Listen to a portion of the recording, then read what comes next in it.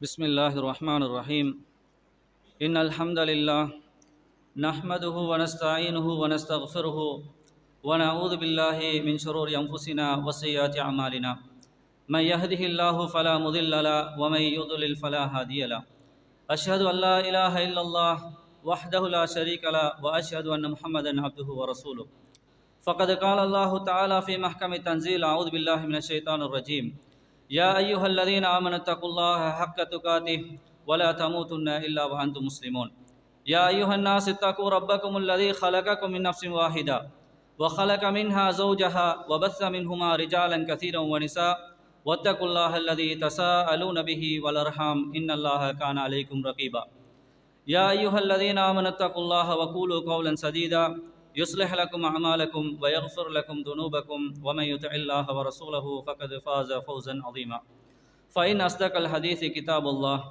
وخير الهدي هدي محمد صلى الله عليه وسلم وشر الأمور محدثاتها إن كل محدثة بدعة وكل بدعة ضلالة وكل ضلالة في النار أما بعد அளவற்ற அருளாளனும் நிகரற்ற அன்புடையோனுமாகிய அகிலங்களின் இரட்சகன் அல்லாஹ்வின் திருப்பெயர் கொண்டு ஆரம்பம் செய்கின்றேன். சலாத்தும் சலாமும் இறுதி தூதர் நபிகள் நாயகம் ஸல்லல்லாஹு அலைஹி வஸல்லம் அன்னவர்கள் மீதிலும் அன்னவர்களின் வாழ்க்கை வழிகாட்டுதல்களை எடுத்து வந்த உத்தம சஹாபாக்கள் நல்லடியார்கள் அனைவர்கள் மீதிலும் உண்டாகட்டுமாக என்று வேண்டியவனாய் அல்லாஹ்வினால் கடமையாக்கப்பட்ட ஜும்ஆ கடமையை நிறைவேற்றுவதற்காக வேண்டி அல்லாஹுவின் மாளிகையில் ஒன்று கொள்ளும் இருக்கும் அன்புள்ள இஸ்லாமிய சகோதரர்களே, அல்லாஹுவின் நல்லடியார்களே, அல்லாஹும் அல்லாஹுடைய தூதர் ஸல்லல்லாஹு அலைஹி வஸல்லம் அவர்களும் இவ்வுலகினதும் மறுமையினதும் வெற்றிக்காக வேண்டி எவைகளை எடுத்து நடக்குமாறு கட்டளை பிறப்பித்தார்களோ அவைகளை முடிந்தளவு எடுத்து நடக்குமாறும், எவைகளை தவிர்ந்து கொள்ளுமாறு தடை விதித்தார்களோ அவைகளை முழுமையாக தவிர்ந்து கொள்ளுமாறு முதலில் எனக்கும் அப்பால் உங்களுக்கும் நான் வசியத் செய்து கொள்கின்றேன். அன்பார்ந்த இஸ்லாமிய சகோதரர்களே, அல்லாஹ்வின் நல்லடியார்களே, இன்றைய குத்துபா பிரசங்கத்திலே ஹராம் ஹலால் பேணுவோம் என்கின்ற தலைப்பின் சில விடயங்களை ஞாபகப்படுத்தலாம் என்று நினைக்கின்றேன். ஹராம் என்பது அல்லாஹ் எதை செய்யக்கூடாது எதை உண்ணக்கூடாது என்று தடை விதித்தானோ அது ஹராம் என்று சொல்லப்படும். ஹலால் என்பது அடிப்படையில் அல்லாஹு தாலா உலகத்தில் எல்லா விஷயங்களையுமே ஹலாலாக அமைத்திருக்கிறான். ஹலாலாக அமைத்த அல்லாஹு தாலா சில குறிப்பிட்ட விடயங்களை மாத்திரம் நீங்கள் உண்ணக்கூடாது செய்யக்கூடாது என்று அல்லாஹ் தடை விதித்திருக்கிறான். இதுதான் ஹராம் ஹலால் என்ற வட்டத்திற்குள் வரக்கூடியது.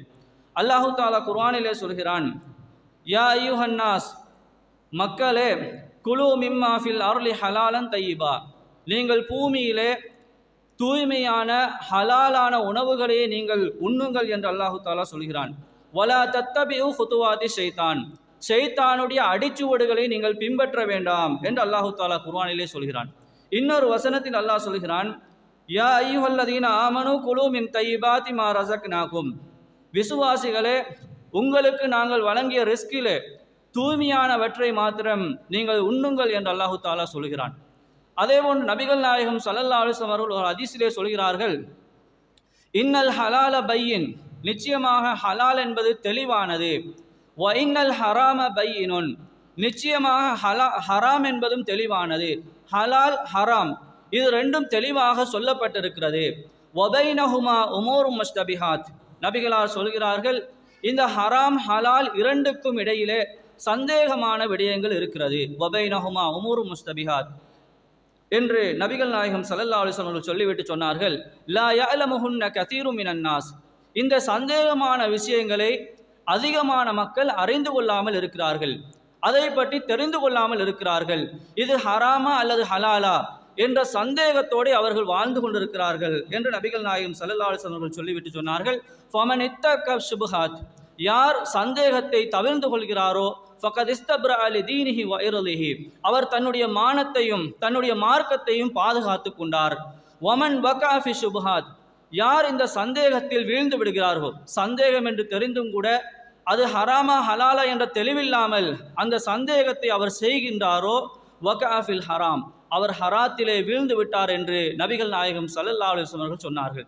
அன்பார்ந்த சகோதரர்களே, அல்லாஹ்வின் நல்லடியார்களே, இந்த ஹராம் ஹலால் என்பது தெளிவாக இருந்தாலும் இன்றைய நவீன காலத்திலே ஹராம் ஹலால் என்பது சில விடயங்களில் சந்தேகமாக இருக்கும், பல விடயங்களிலும் சந்தேகமாக இருக்கிறது. எனவே நாம் உண்ணக்கூடிய உணவு ஹராமா ஹலாலா என்பதை நாம் தீர விசாரிக்க வேண்டும், தீர ஆராய வேண்டும். அப்படி இல்லாத போது நிச்சயமாக நாம் ஹராத்திலே விழுந்து விடுவோம்.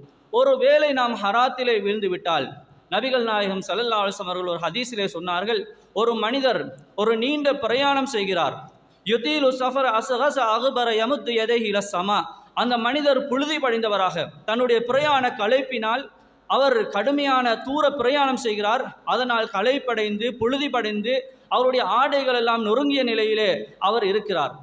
இந்த ஹதீஸை ஏன் நபிகளார் சொன்னார்கள் தெரியுமா? ஒரு மனிதன் பிரார்த்தனை செய்கின்ற பொழுது அங்கீகரிக்கப்படக்கூடிய மிக முக்கியமான சந்தர்ப்பங்களில் ஒன்றுதான் பிரயாணம். ஒரு மனிதன் பிரயாணம் செய்து கொண்டு அல்லாஹ்விடம் பிரார்த்தனை செய்தால் அந்த பிரார்த்தனை அல்லாஹு தஆலா நேரடியாக அங்கீகரிக்கிறான். அப்ப இந்த மனிதர் நீண்ட பிரயாணம் போகிறார். அவர் போகக்கூடிய பிரயாணத்தில் அவர் துஆ செய்தால் அல்லாஹ் அங்கீகரிப்பான். அப்படியான ஒரு பிரயாணத்தை மேற்கொள்கிறார் என்று நபிகள் நாயகம் ஸல்லல்லாஹு அலைஹி வஸல்லம் சொல்லிவிட்டு சொன்னார்கள், அந்த மனிதன் தன்னுடைய 2 கைகளையும் வானத்தை நோக்கி உயர்த்தி யா ரப் யா ரப் என்று அவன் பிரார்த்தனை செய்கிறான். என்னுடைய ரப்பே, என்னுடைய இரட்சகனே என்று அவன் அல்லாஹ்வை நோக்கி பிரார்த்தனை செய்கின்றான் என்று சொல்லிவிட்டு நபிகளார் சொன்னார்கள், வமத் அமுஹு ஹராம். அந்த மனிதன் உண்ணக்கூடிய உணவு ஹராமாக இருக்கிறது, ஹராமான உணவையே அவன் உண்கின்றான். வமஷ்ரபு ஹராம், அவன் ஹராமான குடிபானத்தை குடிக்கிறான். வமல்பசு ஹராம், அவன் உடுத்திருக்கக்கூடிய ஆடை ஹராத்திலே உள்ளதாக இருக்கிறது, ஹராமான முறையிலே வாங்கப்பட்ட ஆடையாக இருக்கிறது. வகுஸிய பில் ஹராம், நபிகளார் சொன்னார்கள், அவன் ஹராத்திலே மூழ்கி கிடைக்கிறான். ஃபஅன்னா யுஸ்தஜாப லஹு, இந்த மனிதனுக்கு எப்படி அல்லாஹ் பதில் அளிப்பான், இவனுக்கு எப்படி பதில் கொடுக்கப்படும் என்று சஹாபாக்களை நோக்கி நபிகளார் கேட்கிறார்கள். அன்பார்ந்த சகோதரர்களே, நாம் ஹராத்திலே வீழ்ந்து விட்டால் எவ்வளவுதான் தொழுதாலும், எவ்வளவுதான் நோன்பு பிடித்தாலும், எவ்வளவுதான் அல்லாஹ்விடம் கையேந்தி பிரார்த்தனை செய்தாலும் அந்த பிரார்த்தனை பயனற்றதாக மாறிவிடும் என்பதை இந்த ஹதீஸின் மூலமாக நபிகள் நாயகம் ஸல்லல்லாஹு அலைஹி வஸல்லம் சொல்லி காட்டுகிறார்கள். இன்னொரு செய்தியிலே, நாம் இந்த ஹராத்திலே வீழ்ந்து விட்டோம் என்றால் நிச்சயமாக நம்முடைய தங்குமிடம் நரகமாகத்தான் இருக்கும்.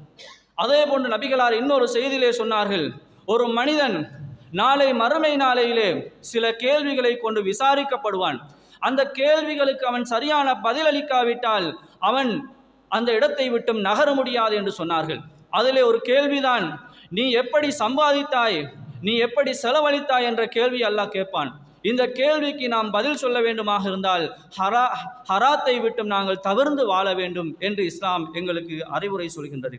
அன்பார்ந்த சகோதரர்களே, இந்த ஹராம் ஹலால் சம்பந்தமான சில அடிப்படைகளை நாங்கள் விளங்கிக் கொள்ள வேண்டும். முதலாவதாக, நாங்கள் உண்ணக்கூடிய உணவுகள் எல்லாவற்றிலும் ஹராம் ஹலால் இருக்கிறது. நாம் இந்த குத்துபாவிலே பார்க்க போவது நாம் உண்ணக்கூடிய உணவுகள் சம்பந்தமானது.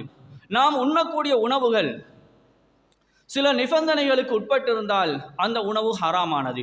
அதிலே முதலாவது இஸ்லாம் சொல்கிறது, அருவருப்பான அனைத்துமே ஹராம். எங்களுடைய பார்வைக்கு அருவருப்பாக இருக்கக்கூடிய, இன்று சில நாடுகளிலே சில உணவாக உட்கொள்ளக்கூடிய பூச்சிகள், புழுக்கள், எலிகள், இவைகளெல்லாம் உணவாக உட்கொள்ளப்படுகின்றது. நமது பார்வைக்கு அது ஒரு அருவருப்பானதாக இருக்கிறது. எனவே நமது பார்வையில் எது எல்லாம் அருவருப்பானதாக இருக்கிறதோ அதை இஸ்லாம் தடை செய்த பொருட்களாக இருக்கும். இது ஒன்று. இரண்டாவது, நஜீஸானவைகள் ஹராமானது. எந்த பொருட்கள் எல்லாம் நஜீஸாக இருக்கிறதோ அவைகள் ஹராமானது. உதாரணமாக, பன்றியை இஸ்லாம் நஜீஸாக சொல்கிறது, நாயை நஜீஸாக சொல்கிறது. ஒரு நாய் ஒரு தண்ணி உள்ள பாத்திரத்தை நக்கிவிட்டால் அந்த நாய் அந்த நீரை நக்கியதற்காக வேண்டி அந்த பாத்திரத்தை 7 முறை கழுவ வேண்டும். அந்த 7 முறையில் ஒரு முறை மண்ணை கொண்டு அல்லது சவர்க்காரத்தை கொண்டு கழுவ வேண்டும் என்று இஸ்லாம் சொல்கிறது. அப்ப நாயினுடைய நாக்கு அந்த உமிழ் நீர் தண்ணீரிலே பட்டதனால் பாத்திரம் நஜீஸ் ஆகிறது. எனவே இந்த நாய் என்பது நஜீஸ். நாயை சாப்பிடவோ பன்றியை சாப்பிடவோ முடியாது. அப்ப எது எல்லாம் நஜீஸ் என்று இஸ்லாம் சொல்கிறதோ, எதுவெல்லாம் நஜீஸாக இருக்கிறதோ அத்தனையுமே ஹராமானது. மூன்றாவது, தீங்கு விளைவிக்கக்கூடிய அனைத்தும் ஹராமானது. ஒரு மனிதனுக்கு சாப்பிட்டால் உடம்புக்கு எது தீங்கு ஏற்படுத்துமோ, விஷமாக இருக்கலாம், அல்லது வேறு போதை மருந்துகளாக இருக்கலாம், அல்லது ஒரு மனிதனுடைய ஆரோக்கியத்தை கெடுக்கக்கூடிய எந்த பொருட்களாக இருந்தாலும் அது ஹராமானது. அப்ப தானாக விளங்கி கொள்ள வேண்டும், சில பெயர்கள் இஸ்லாத்திலே சொல்லப்படவில்லை. எனவே பொதுவாக இஸ்லாம் சொல்கிறது இந்த அடிப்படைக்குள் வந்தால் ஹராம் என்று. அப்ப நாங்கள் உண்ணக்கூடிய உணவு, இந்த உணவை நான் சாப்பிட்டால் அது எனக்கு தீங்கு விளைவிக்கும், அல்லது என்னுடைய உயிருக்கு ஆபத்தாக மாறும், அல்லது என்னுடைய ஆரோக்கியத்தை கெடுத்துவிடும் என்று ஒரு மனிதன் அச்சப்பட்டால் அந்த உணவு அவனுக்கு ஹராமானது என்று இஸ்லாம் சொல்கிறது.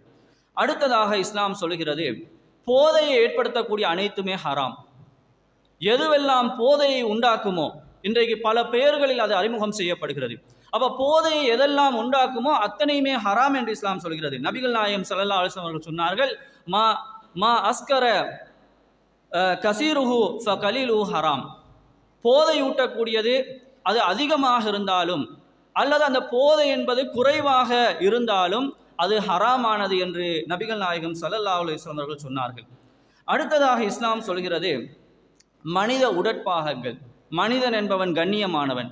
ஒரு மனிதனுடைய உடற்பாகத்தை சாப்பிட முடியாது, அது கண்ணியமானது. அவனுடைய இரத்தத்தை குடிக்க முடியாது. சில நாடுகளில் இது நடைபெறுகிறது.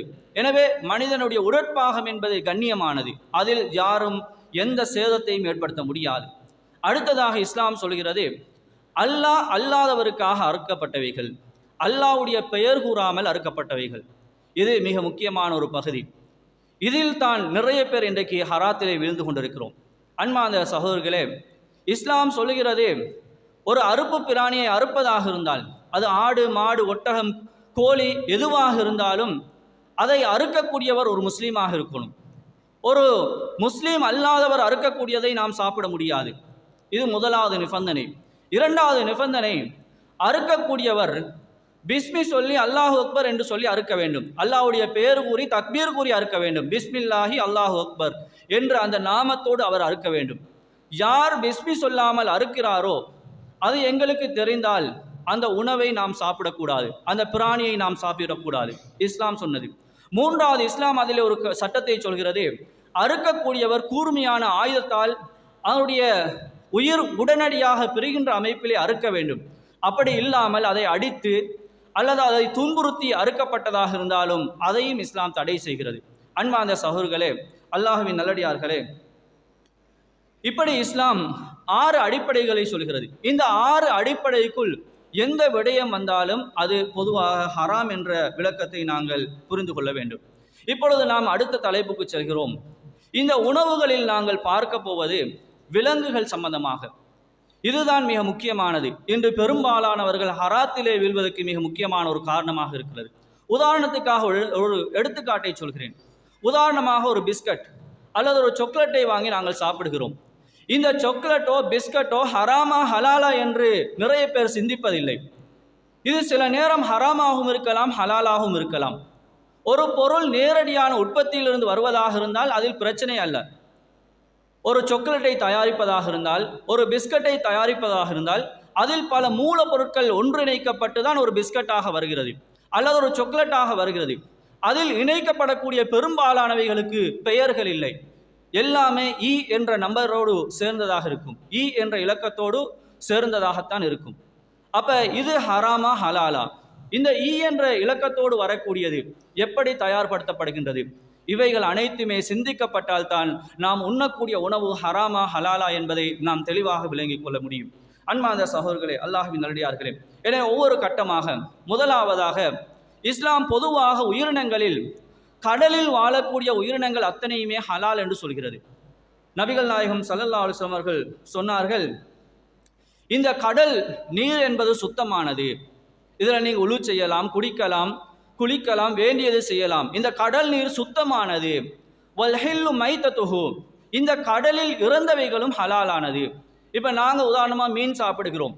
எங்களுக்கு மீன் எப்பொழுது இறந்தது என்று எங்களுக்கு தெரியாது. வலையை போட்டால் மீன் வருகிறது. அந்த வலையிலே உயிரோடு உள்ள மீனும் வரலாம், செத்த மீனும் வரலாம். நாங்கள் ஃப்ரிட்ஜிலே வைத்து சாப்பிடுகிறோம். எங்களுக்கு அது செத்த மீனா அல்லது பிடித்ததுக்கு பிறகு செத்ததா என்பது தெரியாது. எனவே இஸ்லாம் இதில் ஒரு சலுகையை கொடுக்கிறது. கடலில் வாழக்கூடிய எந்த உயிரினமாக இருந்தாலும், மனிதனுக்கு தீங்கு விளைவிக்காத எந்த உயிரினமாக இருந்தாலும் அது ஹலாலானது, அது இறந்ததாக இருந்தாலும் ஹலாலானது என்று இஸ்லாம் சொல்கிறது. எனவே இந்த கடலில் வாழக்கூடிய உயிரினங்கள் ஹலால் என்பது தெளிவான விஷயம். இரண்டாவது பகுதி, கடலில் தண்ணீரிலும் நிலத்திலும் வாழக்கூடிய சில உயிரினங்கள் இருக்கிறது. இந்த உயிரினங்களை இஸ்லாம் தடை செய்கின்றது. இதில் அனுமதிக்கப்பட்ட உயிரினங்கள் எதுவுமே இல்லை. இதில் குறிப்பாக நபிகள் நாயகம் ஸல்லல்லாஹு அலைஹி வஸல்லம் அவர்கள் தவளையை பற்றி ஒரு ஹதீஸை சொல்கிறார்கள். தவளை என்பது தண்ணீரிலும் வாழும், நிலத்திலும் வாழும். இந்த தவளையை நபிகள் நாயகம் ஸல்லல்லாஹு அலைஹி வஸல்லம் அவர்கள் கொலை செய்வதை தடை செய்கிறார்கள். தவளையை கொல்லக்கூடாது, இஸ்லாம் தடை செய்கின்றது. சில உயிர்களை இஸ்லாம் சொல்கிறது கொல்லக்கூடாது என்று. அப்படியான உயிர்களை நாங்கள் உண்ணவும் கூடாது. அப்ப தவளையை கொல்லக்கூடாது என்று ஏன் இஸ்லாம் சொல்கிறது? அன்பார்ந்த சகோதரர்களே, இன்று நாட்டிலே பல நோய்கள் பரவுகிறது. இன்றைக்கு டெங்கு போன்ற மிக பயங்கரமான நோய்கள் பரவுவதற்கு இது மிக முக்கியமான ஒரு காரணமாக இருக்கிறது. அன்று இஸ்லாம் சொன்ன ஒரு தகவல் இன்றைக்கு ஒரு விஞ்ஞானமாக இருக்கிறது. இந்த தவளைகளை பொறுத்த வரைக்கும் டெங்கு உற்பத்திகளை, நுளம்புகளுடைய இனப்பெருக்கத்தை தடுக்கக்கூடிய மிக முக்கியமான ஒரு பகுதியாக இருக்கிறது. எனவே இந்த தவளைகளை கொல்லக்கூடாது என்று இஸ்லாம் பொதுவாக சொன்னாலும் இன்றைய மருத்துவம், விஞ்ஞானம் அதை உண்மைப்படுத்தக்கூடிய காட்சிகளை பார்க்கிறோம். எனவே தவளைகளை கொல்லக்கூடாது என்று இஸ்லாம் தடை செய்கின்றது. அதே போன்று கடலிலும் இந்த நீரிலும் தரையிலும் வாழக்கூடிய உயிரினங்களை யாரும் சாப்பிடக்கூடாது என்பதை இஸ்லாம் தெளிவாக சொல்கிறது. இதில் மூன்றாவது பகுதி தரையில் வாழக்கூடிய உயிரினங்கள். தரையில் வாழக்கூடிய உயிரினங்களை பொறுத்த வரைக்கும் இஸ்லாம் இதில் சில வரையறைகளை சொல்கிறது. இந்த வரையறைக்கு உட்பட்டிருந்தால் அதை நீங்கள் சாப்பிடலாம், இந்த வரையறைக்கு உட்படாவிட்டால் அதை நீங்கள் சாப்பிடக்கூடாது என்று இஸ்லாம் தெளிவாக சொல்கிறது. அதில் முதலாவது பகுதியாக இஸ்லாம் சொல்கிறது, தானாக செத்தவைகளை சாப்பிடக்கூடாது. இன்று வியாபார நோக்கத்தில் பலர் செய்யக்கூடிய நிகழ்வுகளை பார்க்கலாம். உதாரணமாக கோழி பண்ணை இருக்கலாம்.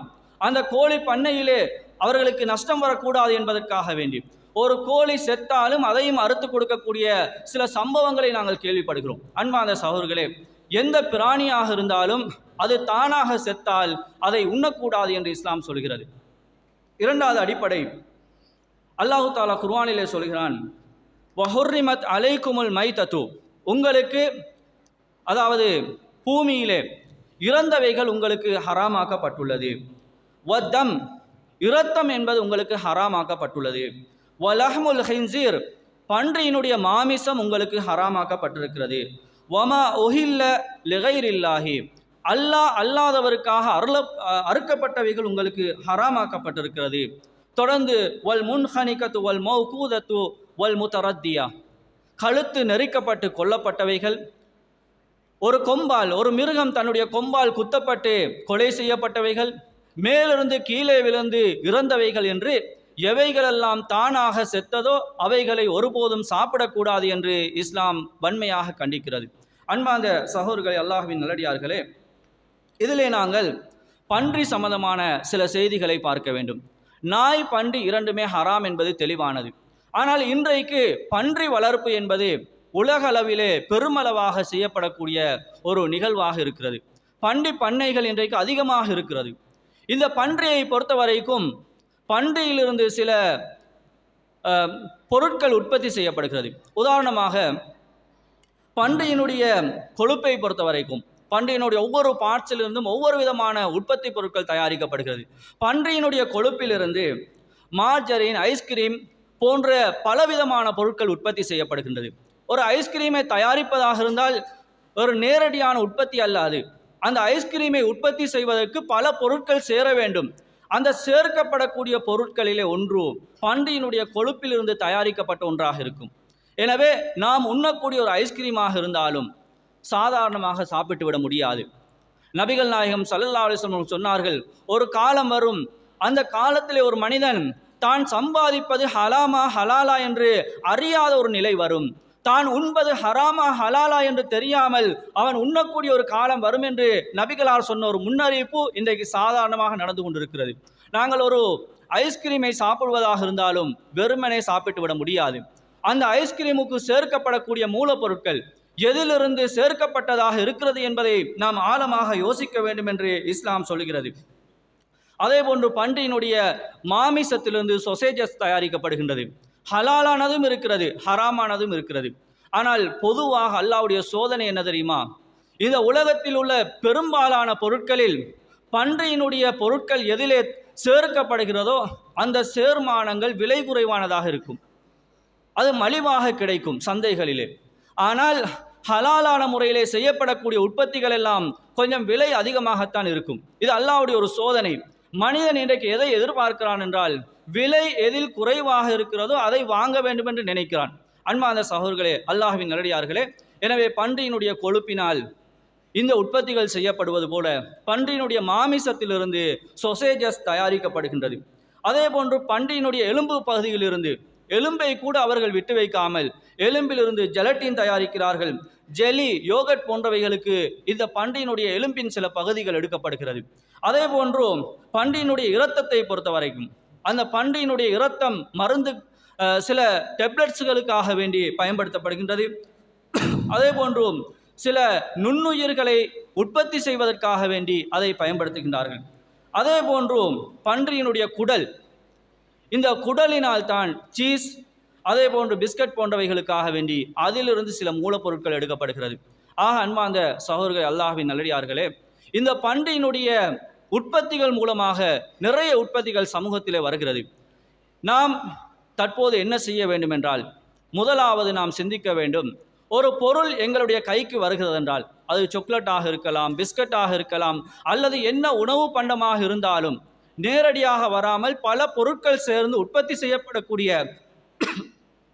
ஒரு உற்பத்தி பொருளாக இருந்தால் அதனுடைய பின்பகுதியிலே அதனுடைய மூலப்பொருட்கள் இணைக்கப்பட்டிருக்கும். அந்த மூலப்பொருட்கள் என்ன என்பதை நாங்கள் பார்க்க வேண்டும். எதனை கொண்டு செய்திருக்கிறார்கள், அதிலே சந்தேகமானவைகள் இருந்தால் அதை நாங்கள் தேடி பார்க்க வேண்டும். தேடி பார்த்து இது ஹலாலா ஹராமா என்று தீர்வானதுக்கு பிறகுதான் அதை நாங்கள் சாப்பிட எடுக்கணும். இது முதலாவது. ரெண்டாவது விஷயம், எங்களுக்கு இது உண்மையிலே ஹராமா ஹலாலா என்று சொல்லி தெளிவு பெற்றுக்கொள்ளக்கூடிய ஒரு சூழ்நிலை இல்லை. அப்படி என்று சொன்னால் நாம் தெரிந்தவர்களிடம் கேட்டு இதனை தெளிவு பெற்றுக்கொள்ள வேண்டும். மூணாவது விஷயம், இஸ்லாம் சொன்னது போல இது ஹராமா ஹலாலா என்று எங்களுக்கு ஒரு பொருளிலே சந்தேகம் வந்தால் அந்த பொருளை நாங்கள் வாங்காமல் சாப்பிடாமல் விட்டுவிட வேண்டும். இதுதான் இஸ்லாம் எங்களுக்கு சொல்லக்கூடிய வழிகாட்டுதல்.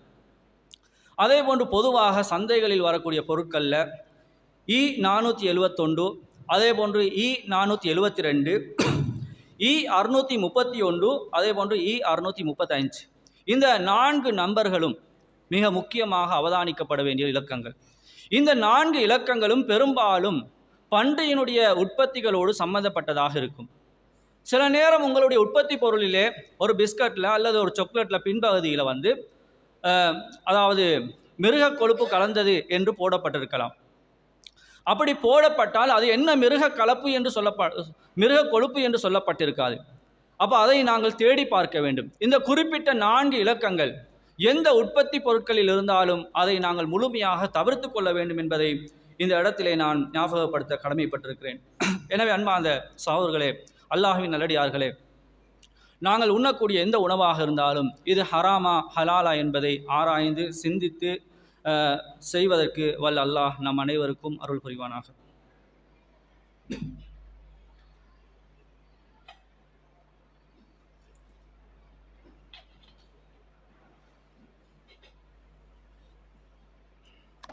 பிஸ்மில்லாஹிர் ரஹ்மானிர் ரஹீம். அல்ஹம்துலில்லாஹி ரப்பில் ஆலமீன், வஸ்ஸலாத்து வஸ்ஸலாமு அலா அஷ்ரஃபில் அன்பியா வல் முர்சலீன் வ அலா ஆலிஹி வ அஸ்ஹாபிஹி அஜ்மஈன், அம்மா பாத். அன்பார்ந்த சகோதரர்களே, இந்த பன்றி சம்பந்தமான சில சுருக்கமான விளக்கங்களை உங்களுக்கு கொடுத்திருக்கிறேன்.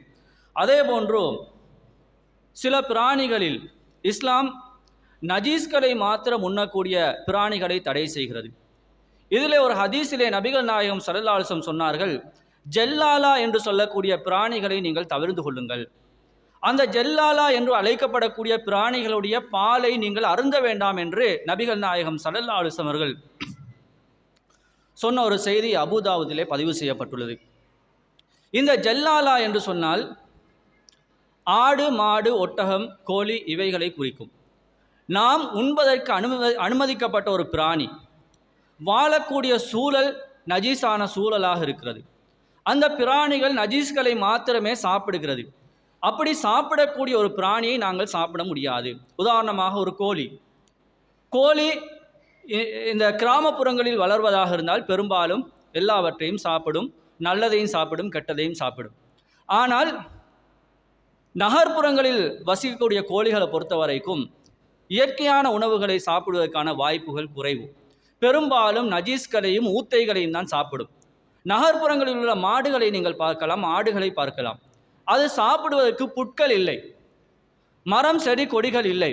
எனவே அது பெரும்பாலும் குப்பைகளிலே வசித்து குப்பைகளில் உள்ள குப்பைகளைத்தான் அது தின்று கொண்டிருக்கும். எனவே இப்படியான மிருகங்களுக்கு ஜல்லாலா என்று சொல்லப்படும். இப்படியான மிருகங்களுடைய பாலை நீங்கள் அருந்த வேண்டாம் என்று நபிகள் நாயகம் ஸல்லல்லாஹு அலைஹி வஸல்லம் சொன்னார்கள்.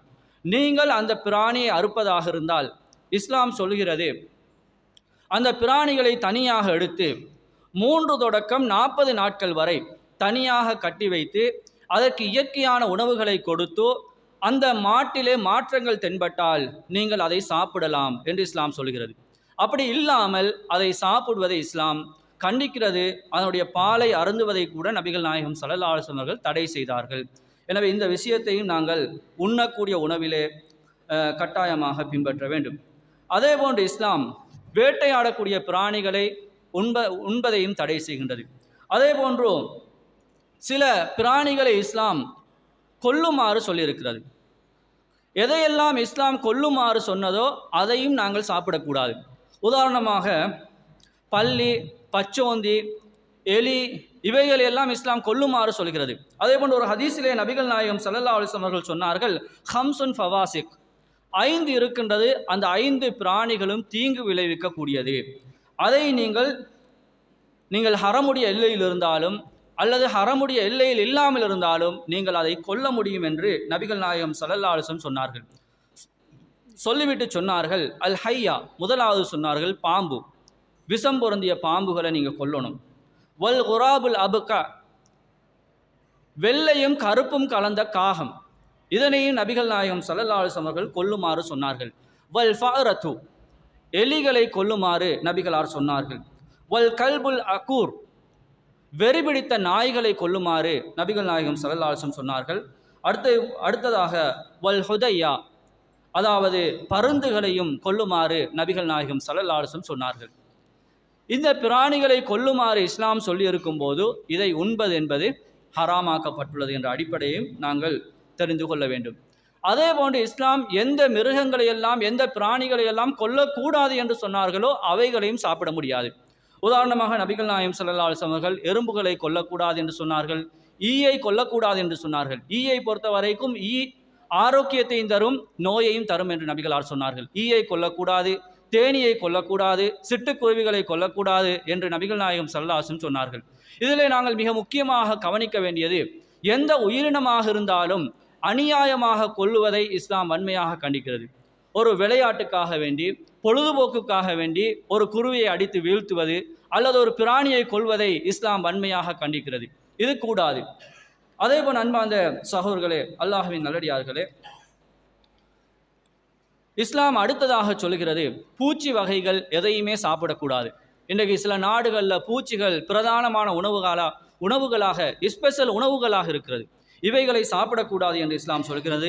அதே போன்று ஊர்ந்து செல்லக்கூடியவைகள், எலி வகைகள், இவைகள் அத்தனையுமே ஹராமானது. அதே போன்று ஒருவர் ஒரு பொருளை திருடி, ஒரு மாட்டையோ ஒரு ஆட்டையோ ஒரு கோழியோ திருடி அவர் அறுத்து உங்களுக்கு சமைத்து கொடுத்தாலும் அதையும் சாப்பிடக்கூடாது, அதுவும் ஹராமானது. திருடப்பட்ட பொருள் என்பது ஹராமானது. அது உணவாக இருந்தாலும் அது உண்பதற்கு தடை என்பதை நாங்கள் புரிந்து கொள்ள வேண்டும். இறுதியாக அன்பார்ந்த சகோதரர்களே, இந்த நாட்டை பொறுத்த வரைக்கும் இந்த நாடு சில பிராணிகளை கொல்வதற்கு தடை விதித்திருக்கிறது. நாட்டினுடைய தேசிய பறவையாக இருக்கக்கூடிய உதாரணமாக காட்டுக்கோழி இருக்கின்றது. இந்த காட்டுக்கோழியை அரசாங்கம் கொல்வதற்கு தடை விதிக்கிறது. அல்லது ஒரு மானை வேட்டையாடுவதை அரசாங்கம் தடை செய்கிறது. மானை பொறுத்த வரைக்கும் உண்ணலாம், அதில் தடை இல்லை. ஆனால் இந்த அரசாங்கம் ஒரு பொருளை தடை செய்கிறது என்றால் யாரும் அந்த பொருளை பயன்படுத்தக்கூடாது. இஸ்லாமிய அறிஞர்களை பொறுத்த வரைக்கும் ஒரு நாடு ஒரு சட்டத்தை இயற்றி இந்த பிராணிகளை கொல்லக்கூடாது என்று வழிவகுத்தால் அந்த பிராணிகளை வேட்டையாடுவதோ அல்லது அதை அறுப்பதையோ ஹராம் என்ற வட்டத்துக்குள் இஸ்லாமிய அறிஞர்கள் இணைக்கிறார்கள். எனவே அன்பார்ந்த சகோதரர்களே, இதுவும் கூடாது என்ற வட்டத்துக்குள் வரும் என்பதை நாம் புரிந்து கொள்ள வேண்டும். அதே போன்று இன்னொரு செய்தியை குர்ஆன் சொல்கிறது. அல்லாஹ் தஆலா குர்ஆனில் சொல்கிறான், ஃபமனில் துர்ர கைர பாயின் வலா ஆதின், யார் ஒருவர் பாவத்தின்பால் செல்ல வேண்டும் என்ற நோக்கம் இல்லாமல், ஒரு பாவத்தை ஒரு தவறை செய்ய வேண்டும் என்ற நோக்கம் இல்லாமல் ஒரு மனிதர் நிர்பந்திக்கப்படுறார். ஒரு சூழ்நிலை வருகிறது, நிர்பந்தமான ஒரு சூழ்நிலை. இந்த சூழ்நிலையில் அவருக்கு ஹலாலான உணவு எதுவுமே இல்லை, உண்பதற்கு ஹலாலான உணவு எதுவுமே இல்லை.